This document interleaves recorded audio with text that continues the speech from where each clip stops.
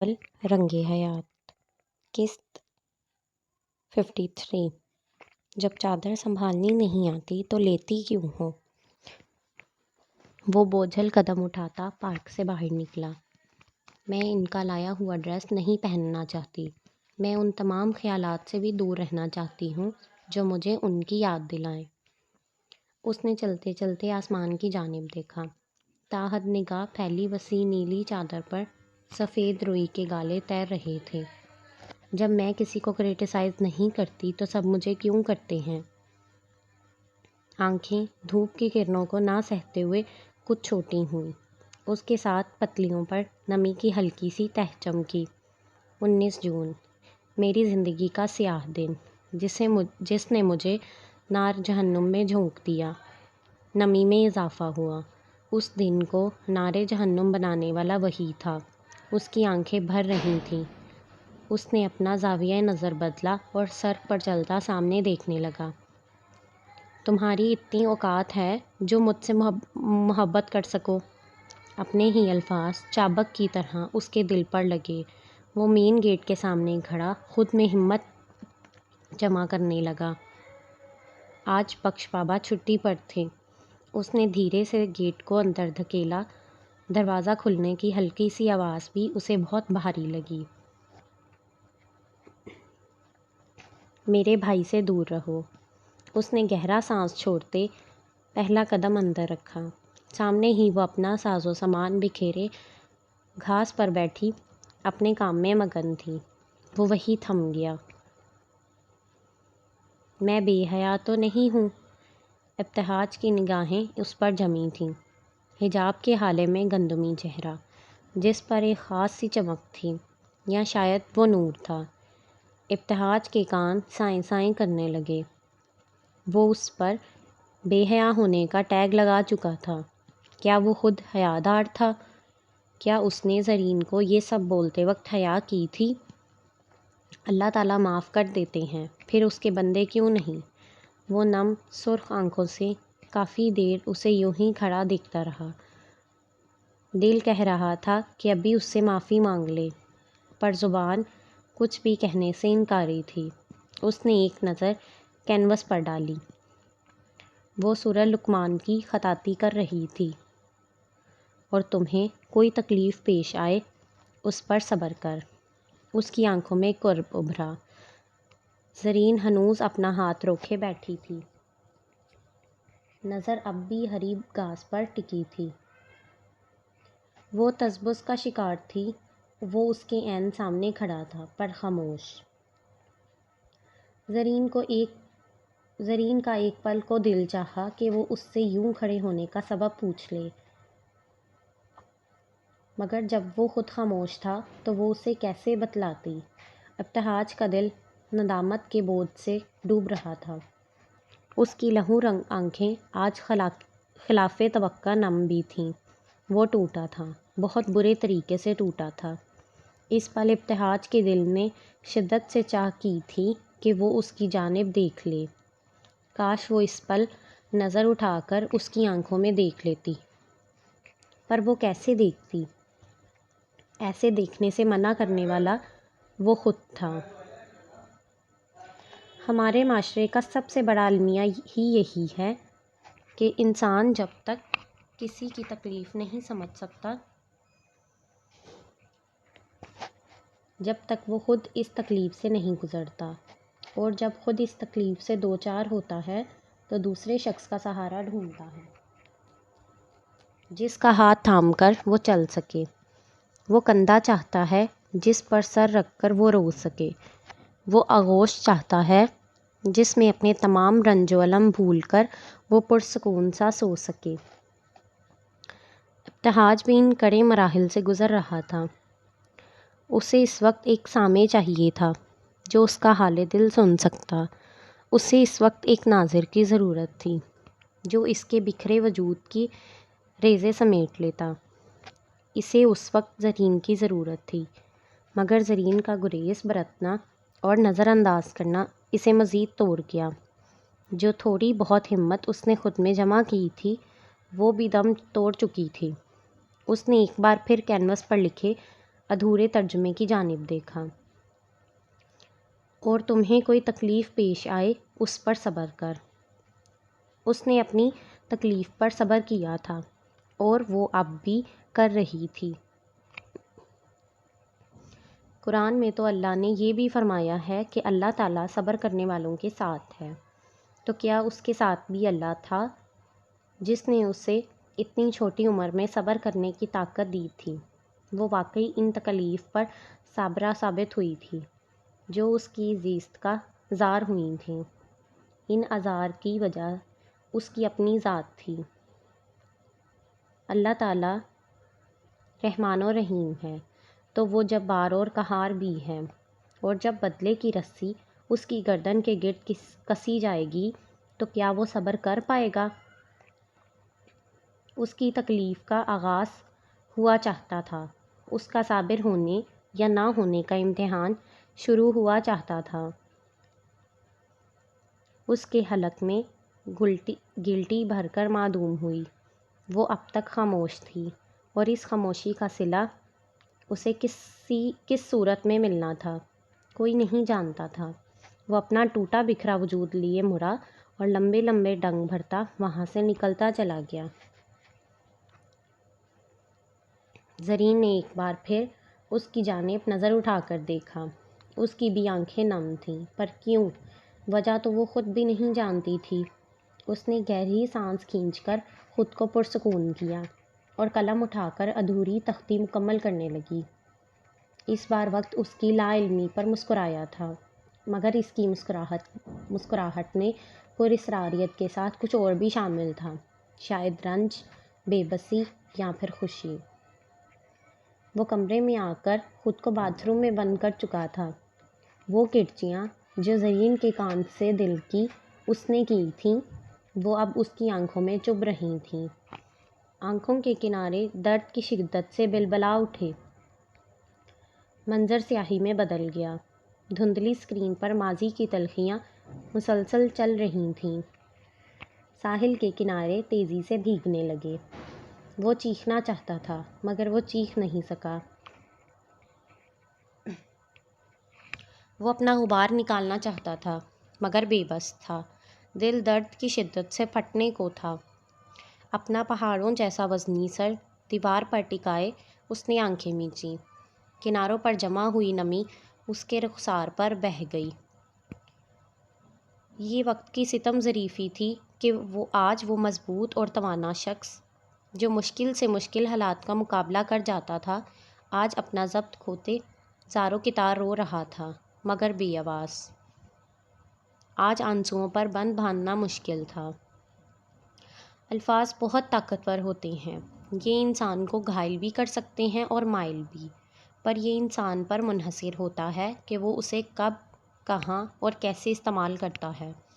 اگر ان الفاظ کا صحیح استعمال کیا جائے تو پھول جیسے نرم اور خوشبودار ہوتے ہیں، مگر کبھی یہی الفاظ پہاڑوں جیسے وزنی کہ انسان پر اپنا بوجھ ڈال دیں تو آخری سانس تک ان کا وزن انسان کو دبائے رکھتا ہے۔ آج اس کے الفاظ کا بوجھ بھی اس پر ڈال دیا گیا تھا، جس کا وزن اس کی ایک ایک سانس پر بھاری تھا۔ جانے کب تک اس نے یہ بوجھ اٹھائے پھرنا تھا۔ باتھ روم کی خاموش دیواروں نے اس کی سسکی سنی تھی۔ انہوں نے ترہم بھری نگاہ اس کے بکھرے وجود پر ڈالی۔ آج اسے تسلی دینے والا کوئی نہ تھا، اور آج پہلی بار ابتہاج حیدر نے خود کو اتنا بے بس محسوس کیا تھا۔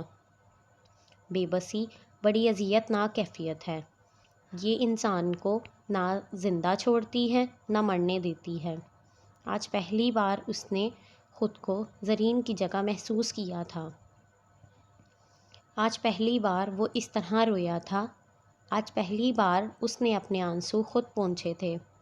آج پہلی بار اس نے اپنے بکھرے وجود کو سمیٹا تھا۔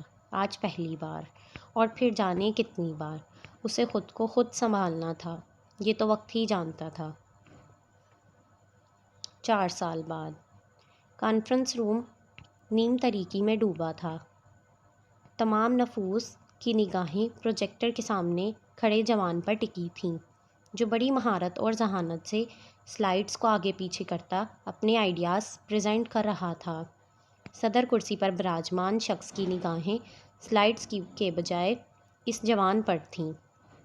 اس کی باڈی لینگویج، اس کا لب و لہجہ، اس کی مسکراہٹ، اس کی مکمل شخصیت منفرد تھی۔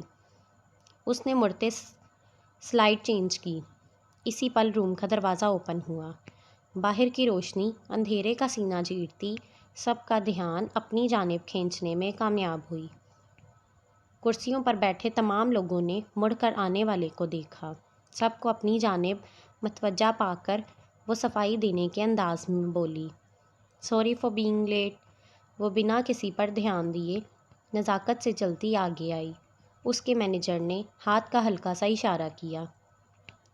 ردا اس کے پاس پہنچ کر کرسی پر بیٹھنے ہی لگی تھی کہ اس پل وہ مرا تھا۔ ردا کی نظر بیٹھتے وقت جیسے ہی سامنے کھڑے شخص پر پڑی، پھر پلٹنا بھول گئی۔ وہ حیرت سے پوری طرح آنکھیں کھولے اسے بنا پلک جھپکائے دیکھ رہی تھی۔ 4 سال ردا نے اس لمحے کا انتظار کیا تھا۔ ان 4 سالوں میں وہ ہر دن ہر رات کتنی اذیت میں رہی تھی، یہ وہ جانتی تھی یا اذلان۔ وہ وہیں ٹھہر گئی اور وہیں نہیں، اس وقت ایسے لگ رہا تھا جیسے پوری کائنات تھم گئی ہو۔ ابتہاج کی نظر اس لڑکی پر پڑی جو کھڑی شاید اسی کی جانب دیکھ رہی تھی۔ مسلسل آنکھوں پر پڑنے والی لائٹ اور کمرے میں پھیلے اندھیرے کی وجہ سے اس کی نظر دھندلا سی گئی تھی۔ اس کھڑے وجود کا ہیلا وہ دیکھ سکتا تھا، مگر اس کا چہرہ وہ نہ دیکھ سکا۔ اسے یوں ہی کھڑے دیکھ آئی بی کے مینیجر نے شائستگی سے کہا، مس پلیز ہیو اے سیٹ۔ وہ ساکن تھی۔ نگاہوں کا مرکز ایک ہی چہرہ تھا۔ ابتہاج بھی اس کی آمد پر خاموش ہوا تھا۔ خاموشی کا دورانیہ بھر رہا تھا۔ مینیجر اس کی جانب سے کوئی جواب نہ پا کر وہ پھر سے گویا ہوا، مس پلیز۔ اس کے مخاطب کرنے پر ردا کی محویت ٹوٹی تھی۔ اس نے نگاہوں کا زاویہ بدل کر مخاطب کی جانب دیکھا اور سر اس بات میں ہلاتی بیٹھ گئی، پلیز کنٹینیو مسٹر ابتہاج۔ ابتہاج نے سر کا خفیف سا اشارہ دیا اور سلسلہ کلام پھر سے جوڑا۔ وہ ایک کے بعد ایک سلائیڈ بدلتا وہاں بیٹھے تمام لوگوں کی مکمل توجہ کھینچ چکا تھا۔ تمام لوگ ہمتن گوش تھے سوائے ردا کے۔ وہ کیا بول رہا تھا، کیا پیش کر رہا تھا، اس کو ہوش کہاں تھا۔ اسے دیکھ کر وہ دنیا بھول بیٹھی تھی۔ اسے اپنی نگاہوں کے حصار میں لیے وہ یک ٹک اسے ہی دیکھ رہی تھی۔ 4 سال کے ہجر کا پھل اسے قدر حسین وصال کی صورت ملا تھا کہ فراق کی ساری تلخیاں، وہ اذیت، وہ رنج و الم جو اس کی زندگی کا حصہ بن چکے تھے، اس وقت سب بھول گئی تھی۔ سچ شکر کہ اس وقت اسے کوئی نہیں دیکھ رہا تھا۔ ابتہاج مسلسل بول رہا تھا، and that's my plan for the future project, thank you. وہ کہہ کر خاموش ہوا۔ پریزنٹیشن ختم ہوئی تھی۔ اسی پل روم روشنیوں میں نہا گیا اور پھر صدر کرسی پر بیٹھے شخص نے تالی بجائی تھی اور پھر انہیں دیکھ کر کئی جانب سے تالیوں کی آواز گونجی تھی۔ وہ مسکراتی نگاہوں سے فرش کی جانب دیکھ رہا تھا۔ اس نے نظر اٹھا کر کمرے میں موجود تمام افراد کی جانب دیکھا۔ ارسلان نے آنکھیں اشارے سے اسے سامنے دیکھنے کو کہا۔ نافہمی سے اس کے آئی برو سکڑے۔ اس کی نگاہوں کی تقلید کرتے جوں ہی ابتہاج نے سامنے دیکھا، اس کی نظر بھی ایک پل کو اس پر ٹھہر گئی۔ اس کے چہرے کے تاثرات سپاٹ ہوئے۔ اس نے نگاہیں پھیر لیں اور مڑ کر سلائیڈ بند کی۔ وہ سنجیدگی سے چلتا اپنی نشست پر آ بیٹھا۔ اس کی پریزنٹیشن پر آئی بی کا تالی بجانا وہاں بیٹھے لوگوں کو تشویش میں مبتلا کر گیا۔ اسے دیکھ کر کچھ کی آنکھوں میں توصیف تھی تو کچھ کی آنکھوں میں حسد کی آگ جل رہی تھی۔ آخری پریزنٹیشن ربانی ڈیولپر کی تھی جو کہ ردا نے دینی تھی۔ وہ اٹھ کر سامنے آئی اور پروجیکٹر آن کر کے پریزنٹیشن سٹارٹ کی۔ جلدی جلدی سلائڈز کو اسکرول کرتے وہ انہیں بریفلی ڈسکس کرتی اور آگے بڑھ جاتی۔ وہ بولتے ہوئے بار بار اٹک بھی رہی تھی۔ اس کے مینیجر نے پریشانی سے ردا کی جانب دیکھا۔ یہ وہ کیا کر رہی تھی؟ اس نے نوٹ کیا تھا ردا کا دھیان کہیں اور تھا۔ وہ ان کی 3 ہفتے کی محنت پر پانی پھیر رہی تھی۔ انہوں نے پریشان ہوتے اپنا ماتھا مسلا اور پھر کچھ سوچ کر فیصلہ لیتے اپنی نشست چھوڑی۔ سوری فار انٹرپشن، پر مس ردا کی طبیعت ٹھیک نہیں، لہٰذا یہ پریزنٹیشن میں کنٹینیو کرنا چاہتا ہوں۔ وہ بول کر اسکرین کے سامنے آئے اور پریزنٹیشن سٹارٹ کی۔ ردا کے حلق میں اس وقت کانٹے چبھ رہے تھے۔ اس نے پانی کی بوتل اٹھا کر منہ سے لگائی اور اپنا پرس اٹھا کر وہاں سے جاتی کانفرنس روم سے باہر نکل گئی۔ وہاں بیٹھے کئی لوگوں کی نگاہوں میں حیرت اور افسوس کے ملے جلے تاثرات ابھرے۔ اس کے مینیجر نے تعصب بھری نگاہوں سے اسے جاتے دیکھا تھا۔ شیشے کی دیوار کے پیچھے بیٹھے چاروں نفوس خاموش بیٹھے تھے۔ ان کے چہروں پر انتظار رقم تھا۔ ان کی منتظر نگاہیں سامنے بیٹھے شخص پر جمی تھیں، جن کے ہلکے جھری زدہ چہرے کے تاثرات سپاٹ تھے، مگر ان کی نظر اس 27 سالہ خبرو جوان پر ٹکی تھی، جس کے خوبصورت چہرے پر بلا کا اطمینان تھا۔ ذہانت سے چمکتی پر اعتماد آنکھیں اسی شخص پر جمی تھیں۔ وہ کرسی کی پشت سے ٹیک لگا کر بیٹھا تھا، لبوں پر نامحسوس مسکراہٹ تھی۔ مقابل نے اس کے انداز سے خاصا مرعوب ہوا تھا۔ ویسے میں بذات خود آپ کے سابقہ پروجیکٹ وزٹ کر چکا ہوں۔ آپ کا کام امپریسو ہے۔ وہ کوہنیوں کو ٹیبل پر ٹکائے، مٹھیوں کو جوڑے، کچھ آگے کو جھکے۔ I really appreciate your work. اس کی آنکھیں مسکرائی تھیں اپنی تعریف پر۔ یہ ہمارا گرینڈ پروجیکٹ ہے اور مجھے یقین ہے آپ ہمیں مایوس نہیں کریں گے۔ ان کے الفاظ پر جہاں ارسلان کا خوشی کے مارے منہ کھلا تھا، وہیں دوسرے شخص کی آنکھوں میں حیرت کے ساتھ ساتھ ڈر کا عنصر بھی نمایاں تھا۔ وہ سانس روکے انہیں دیکھ رہا تھا۔ بمشکل اس کے حلق سے پھنسی پھنسی سی آواز برآمد ہوئی، سر۔ انہوں نے اپنے مینیجر پر نظر ڈالی، جس میں صاف تنبیہ تھی کہ خاموش رہا جائے۔ وہ تابع داری سے خاموش ہو گیا، مگر اندر بے چینی تھی۔ انہوں نے ایک فائل اس کے سامنے رکھی، جو اس پروجیکٹ کا ایگریمنٹ تھا۔ اس نے پرمسرت نگاہوں کے ساتھ انہیں دیکھتے ٹیک چھوڑ دی، 2 انگلیوں میں قلم دبائے بغور ایگریمنٹ پڑھا اور بنا کسی تاخیر کے دستخط کر دیے۔ اس کی مسحور کن شخصیت، پرکشش انداز اور خوبصورت لب و لہجہ ہر کسی کو اپنے سحر میں جکڑنے کی صلاحیت رکھتا تھا۔ وہ اسے دیکھ کر مسکرائے، کنگریچولیشنز۔ انہوں نے اپنا دایاں ہاتھ اس کے سامنے کیا۔ اس نے سیدھے ہوتے ان سے ہاتھ ملایا۔ یہ کروڑوں کا پروجیکٹ تھا جو اس نے اپنے نام کیا تھا، اپنے کیریئر کا سب سے بڑا اور مہنگا پروجیکٹ جو اس کی زندگی بدلنے والا تھا۔ ارسلان اب تک بے یقین سا بیٹھا تھا۔ انہوں نے فائل پر سائن کیے۔ مجھے ایک اور میٹنگ اٹینڈ کرنی ہے، فلائٹ کا وقت ہو گیا ہے، ورنہ کچھ دیر اور گپ شپ ہوتی۔ وہ کہتے ہوئے اپنی سیٹ سے اٹھے۔ ابتہاج بھی کرسی کو پیچھے دھکیلتے اٹھ کھڑا ہوا۔ آپ سے مل کر اچھا لگا۔ بہت چھوٹی عمر میں بہت بڑی کامیابیاں سمیٹ چکے ہو۔ اگلی ملاقات جلد ہوگی۔ وہ ایک بار پھر اپنی مدح سرائی پر سادگی سے مسکرا دیا، مگر اس کی مسکراہٹ کھوکھلی تھی، جس کا دورانیہ 2 سیکنڈ سے بھی مختصر تھا۔ وہ فائل کی کاپی اسے پکڑاتے دوبارہ اس سے گرم جوشی سے مصافحہ کرنے لگے، گڈ لک۔ وہ ان کا شکریہ ادا کرتے وہاں سے نکلا۔ ارسلان بھی اس کے پیچھے تھا۔ ان کے نکلنے کے بعد مینیجر گھوم کر ان کے سامنے آیا، جن کی کھوجتی نگاہیں اب تک شیشے کے پار نظر آتے راہداری سے گزرتے ابتہاج کی پشت پر جمی تھیں۔ سر، آپ اتنا بڑا پروجیکٹ اس لڑکے کو کیسے دے سکتے ہیں؟ وہ بھی اسے جس نے ابھی اس میدان میں قدم نہیں رکھا ہے۔ انہوں نے رخ بدلتے مینیجر کو دیکھا۔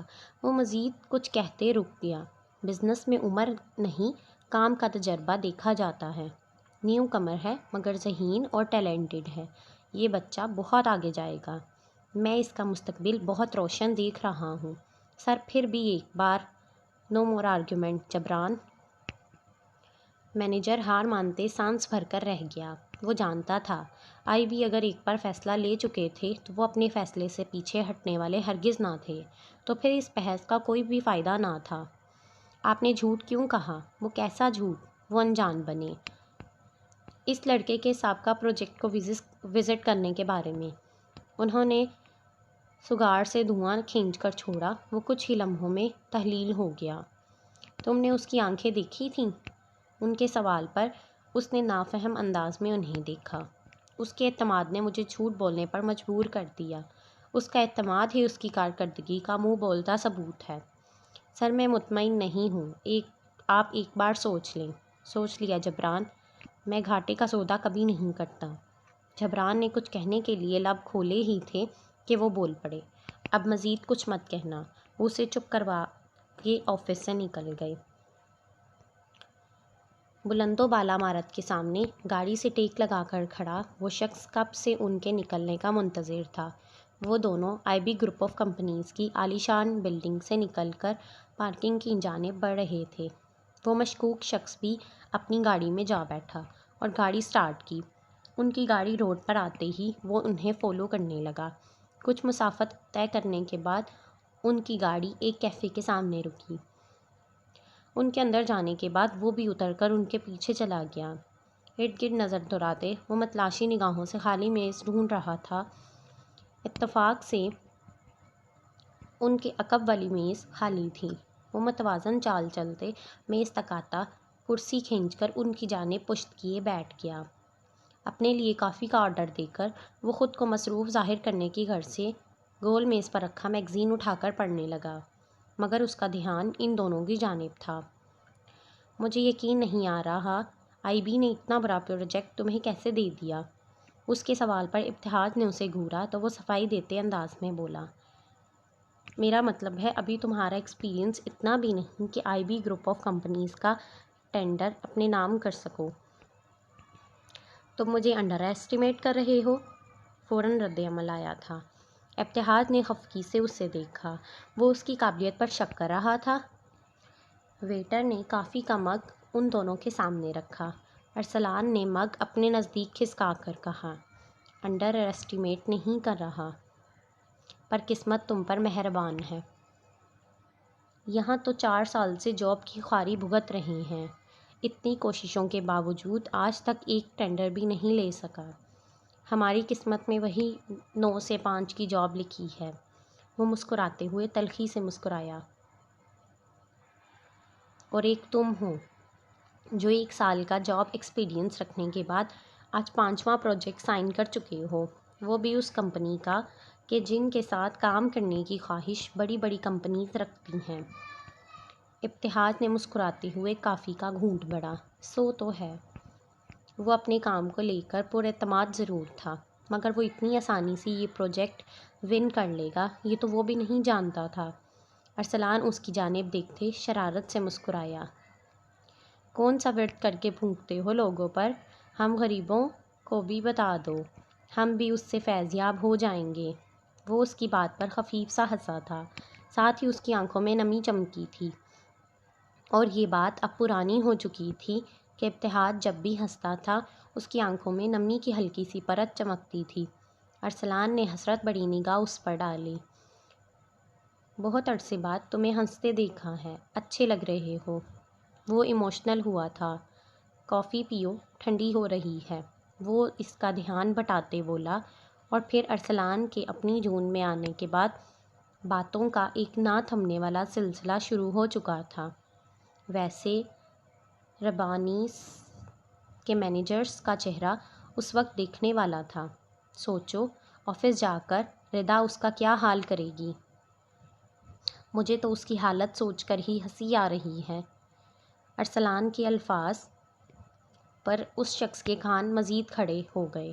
اس نے قریب ہو کر ہونے کے لیے اپنی کمر کرسی کے پشت سے ٹکا لی تاکہ قریب سے انہیں سن سکے۔ ابتہاج کا چہرہ سپاٹ تھا۔ وہ اس کے ذکر پر کچھ نہ بولا، لیکن حیرت کی بات یہ تھی کہ آج اس کے تاثرات ناگواری میں نہیں بدلے تھے، جس طرح ہمیشہ اس کے ذکر پر ہوا کرتے تھے۔ ارسلان نے ایک اور مثبت بدلاؤ اس میں نوٹ کیا تھا۔ وہ دونوں خاموش تھے۔ ماحول کچھ سنگین ہوا، جس کا اثر زائل کرنے کی غرض سے ارسلان شوخ لہجے میں بولا، اچھا سنو، ایک وظیفہ میرے باس کے قہر سے بچنے کے لیے بھی بتا دو۔ اتنا بڑا پروجیکٹ ان کے ہاتھ سے نکلا ہے۔ زبیری صاحب بھی خوب مکھن لگا کر انہیں سنہری خواب دکھا کر آئے ہیں۔ ان کا تو کچھ نہیں جائے گا، مگر ہم غریبوں کی شامت آئے گی۔ وہ رہانسا ہوتے افسوس سے بولا، بلکہ نوکری جائے گی۔ اس بار اس کی بات پر ابتہاج کا قہقہ گونجا تھا۔ ردا نے جب سے اس کو دیکھا تھا وہ کانٹوں پر لوٹ رہی تھی۔ اپنے کمرے میں اضطرابی کیفیت میں چکر لگاتے وہ کچھ سوچ کر رکی۔ اس نے موبائل اٹھاتے کانٹیکٹ لسٹ میں سے احمر کا نمبر نکالا اور کال ملائی۔ اس کا نمبر بن جا رہا تھا۔ وہ ہر تھوڑی دیر بعد اس کا نمبر ٹرائی کرتی، مگر نہ کال جانی تھی نہ اس نے اٹھانی تھی۔ وہ آج سے تقریباً 3.5 سال قبل اسے بلاک کر چکا تھا۔ وہ صبح اس سے خود جا کر ملنے کا پلان بناتی، اوندھے منہ بستر پر پڑی ماضی کی یادوں میں گم ہو گئی۔ رات کی سیاہی اندیکھی چادر میں لپیٹ دی گئی تھی۔ آسمان پر چمکتا سورج ایک نئے دن کے آغاز کی نوید سنا چکا تھا، جس کا جشن مناتے پرند ٹکڑیوں کی صورت میں یہاں سے وہاں جھومتے گاتے نظر آ رہے تھے، اور کچھ خوراک کے متلاشی تھے۔ وہ بھی صبح سویرے اٹھنے کے بعد ڈائننگ ٹیبل پر بیٹھی اطہر صاحب کے ساتھ ناشتہ کر رہی تھی۔ یہ آئی بی کا پہلا پروجیکٹ تھا جو ہمارے ہاتھ سے نکلا ہے۔ اس سے پہلے ان کے 2 پروجیکٹ ہم مکمل کر چکے ہیں۔ مجھے سمجھ نہیں آیا اس بار عاطف مینیجر نے کہاں غلطی کی ہے۔ اس کی کل کی حرکت سے انجان اطہر ربانی تعصب سے بولے۔ ردا خاموشی سے اپنا ناشتہ کرتی رہی۔ انہیں کیا بتاتی کہ اس پروجیکٹ کے ہاتھ سے جانے کی وجہ وہ خود تھی۔ بلا شبہ عاطف نے اپنی ذہانت سے بروقت سب کچھ سنبھال لیا تھا۔ ان کے آئیڈیاز بھی بہترین اور یونیک تھے، مگر آدھے سے زیادہ آئیڈیاز وہ اسپوائل کر چکی تھی اور اس پروجیکٹ کو حاصل کرنے میں ناکام رہے۔ پریزنٹیشن آپ نے دی تھی نا، تو کیا اس نے آپ کو کی پوائنٹس نہیں سمجھائے تھے؟ ایسی بات نہیں، میری تیاری فل تھی، پر کل میری طبیعت کچھ ٹھیک نہیں تھی، اس لیے عاطف صاحب نے پریزنٹیشن کمپلیٹ کی۔ وہ سچ اور جھوٹ کی آمیزش کے ساتھ ان سے نگاہیں چراتے بولی، یہ پہلا موقع تھا جو میں نے آپ کو دیا تھا۔ آپ کمپنی کی چیئر پرسن ہیں۔ میں چاہتا تھا کہ آج کے بعد آپ کمپنی کو خود دیکھ سکیں، مگر مجھے لگتا ہے میں نے فیصلہ کرنے میں جلد بازی کی ہے۔ وہ نالاں تھے اور ڈھکے چھپے الفاظ میں اپنی ناراضگی کا اظہار بھی کر گئے تھے۔ ردا کا چہرہ بے تاثر ہوا۔ اس نے اپنا جھکا چہرہ اٹھا کر ان کی جانب دیکھا۔ آپ کی اس بات کا کیا مطلب ہے؟ یہی کہ ابھی میں اس عہدے کے اہل نہیں ہوں؟ اس کا لہجہ ترش ہوا تھا۔ اطہر صاحب نے ہاتھ روک کر اسے دیکھا۔ وہ سنجیدگی سے انہیں دیکھ رہی تھی۔ وہ اس کی ناراضگی مول نہیں لے سکتے تھے۔ اتنی جدوجہد کے بعد تو وہ ٹھیک ہونے لگی تھی۔ ایسی کوئی بات نہیں، میں نے بس ایک رائے دی ہے۔ خیر، آپ ناشتہ مکمل کریں، پھر آفس کے لیے نکلنا ہے۔ وہ مصالحتی انداز میں بات بدل گئے۔ انہوں نے نیپکن سے منہ صاف کیا۔ میں آج آفس نہیں جاؤں گی، مجھے کام ہے۔ وہ صاف صاف انکار کرتے اپنے ناشتے میں مصروف رہی۔ اطہر صاحب نے گہری نگاہ اس پر ڈالی۔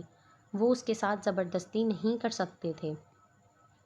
وہ اسے کچھ بھی کہے بغیر آفس کے لیے نکل گئے۔ ان کے جانے کے فوراً بعد وہ کرسی دھکیل کر اٹھی۔ حاجرہ، حاجرہ، اس نے آواز دیتے جوس گلاس میں انڈیلا اور لبوں سے لگایا۔ حاجرہ اس کی آواز پر بھاگتے ہوئے آئی تھی۔ جی بی بی جی۔ وہ تیز تیز چلتی سانسوں کے درمیان بولی تھی، کہاں مر جاتی ہو تم؟ کتنی دیر سے آوازیں دے رہی ہوں، کیا کان بند ہوتے ہیں تمہارے؟ اس دن ایئر بڈس دیکھنے کے لیے دیے تھے تمہیں۔ اپنے کان روز صاف کیا کرو، اب جاؤ، میرے کمرے سے موبائل اٹھا کر لاؤ میرا۔ وہ تحکم بڑے لہجے میں کہہ کر دوبارہ جوس پینے لگی۔ ہاجرہ نے ایک اچھتی نگاہ اس پر ڈالی۔ اس کی ایک آواز پر وہ اپنا کام چھوڑ کر بھاگ آتی تھی، پھر بھی تانا مارنے سے باز نہیں آتی تھی۔ وہ منہ بناتے ہوئے وہاں سے چلی گئی اور موبائل لا کر اس کے سامنے کیا۔ جیسے نحوست سے تھامتے وہ وہاں سے جانے لگی، پھر کچھ سوچ کر رکی اور اس کی جانب گھومی۔ اب کیا گھٹنوں کے علاج کے بھی پیسے چاہیے، سست عورت، تند لہجے میں بولی۔ اسے بول کر وہ تن فن کرتی وہاں سے نکلتی چلی گئی۔ چند منٹ بعد اس کی گاڑی کے سناٹے بھرتی آواز سنائی دی تھی۔ اس کے جانے کے بعد وہ سر پر ہاتھ مارتی کچن کی جانب دوڑی، جہاں دوسری ملازمہ توے پر سے جلتا پراٹھا اتار رہی تھی۔ وہ دہل کر آگے آتے دیکھنے لگی۔ ہائے میرا پراٹھا! اسے سر پکڑے دیکھ دوسری آسیہ بولی۔ جب کسی کام سے جاتی ہو تو چولہا تو بند کر دیا کرو، وہ بھی بڑی لاپرواہ ہو۔ دیکھو پراٹھا جل جل کے کوئلہ بن گیا ہے۔ وہ تو دھواں دیکھ کر میں اندر آئی تو سوچا آج پھر ہاجرہ کی شامت آئی ہے، وہ رازدانہ انداز میں کہتی اس کے نزدیک ہوئی۔ سچ سچ بتانا، عزت افزائی کروا کے آئی ہو نا؟ اس نے کہہ کر کہا لگایا۔ اس کے انداز پر ہاجرہ اندر تک جل کے رہ گئی۔ اس کے لیے ردا کی ناپسندیدگی سے سب ہی واقف تھے۔ وہ منہ بناتے توا سنک میں رکھتے ہوئے بولی، توبہ، یہ لڑکی نہیں فتنہ ہے، خود سکون سے رہتی ہے، نہ ماں باپ کو رہنے دیتی ہے اور نہ ہم نوکروں کو۔ پتہ نہیں کس دن اس آفت سے جان چھوٹے گی، ذلیل کر کے رکھا ہوا ہے۔ اس کے لہجے میں ناگواری در آئی۔ ایک بڑی بی بی جی ہیں، اتنی رحم دل، سب کا احساس کرنے والی، اور ایک یہ ہے جس نے میرا کھانا بھی حرام کر رکھا ہے۔ اب پھر سے پراٹھا بنانا پڑے گا۔ جلے دل کے ساتھ وہ اپنے دکھڑے اسے سناتی دوبارہ سے اپنے کام میں جت گئی۔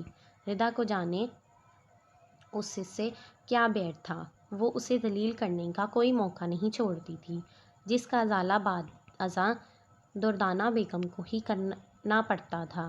وہ ردا کو کئی بار سمجھا چکی تھیں، پر وہ بچپن سے ایسی تھی، اپنی منمانی کرنے والی۔ اسے کوئی نہیں سمجھا سکتا تھا سوائے وقت کے۔ وہ سر جھٹکتی خود کے لیے پراٹھا بیلنے لگی۔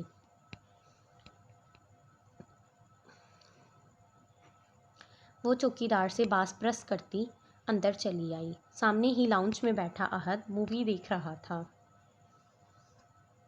اس نے قریب آتے گلا کھنگارا۔ احد نے مڑ کر پیچھے دیکھا۔ وہ حیرت سے آنکھیں پھاڑے اسے دیکھ رہا تھا۔ اتنے عرصے بعد اسے اپنے سامنے دیکھ کر حیرت کو خوشگوار حیرت ہوئی تھی۔ وہ ریموٹ صوفے پر پھینکتے اٹھ کھڑا ہوا۔ آپ؟ وہ اب تک حیرت میں ڈوبا اتنا ہی کہہ سکا۔ کیسے ہو احد؟ وہ نہایت خوش اخلاقی سے اس سے مل رہی تھی۔ حقیقت حیرت در حیرت تھی۔ یہ لڑکی جب بھی اس سے ملی تھی مروتاً ہی ملی تھی، وہ بھی روکھے پن سے۔ آج وہ اس سے ایسے مل رہی تھی جیسے بچپن کی دوست ہو۔ میں ٹھیک ہوں، آپ کیسی ہیں؟ میں ٹھیک ہوں، کیا بیٹھنے کو نہیں کہو گے؟ اس نے مسکراتے ہوئے لطیف سا طنز کیا۔ وہ شرمندہ ہوا۔ اوہ سوری، آئیں بیٹھیں۔ اس کے کہنے پر وہ سامنے والے صوفے پر پوری شان سے براجماں ہوئی تھی۔ ٹانگ پر ٹانگ جمائے وہ ارد گرد کا جائزہ لے رہی تھی۔ میں ماما کو بلاتا ہوں، وہ اسے کہہ کر جانے لگا تھا کہ وہ سیدھے مدعے پر آتی پوچھ گئی، احمر کہاں ہے؟ مجھے اس سے ملنا ہے۔ جاری ہے۔ تو پیارے قائرین، کیسا لگا ٹوئسٹ؟ کیا لگتا ہے اس 4 سال کے دورانیہ میں ایسا کیا ہوا ہوگا جو احمر نے ردا کو بلاک کیا؟ ردا کے ساتھ کیا ہوا ہوگا؟ دماغ کے گھوڑے دوڑائیں اور تکے لگائیں۔ آپ کی قیمتی آراء کا انتظار رہے گا۔ آگاہ ضرور کیجیے گا۔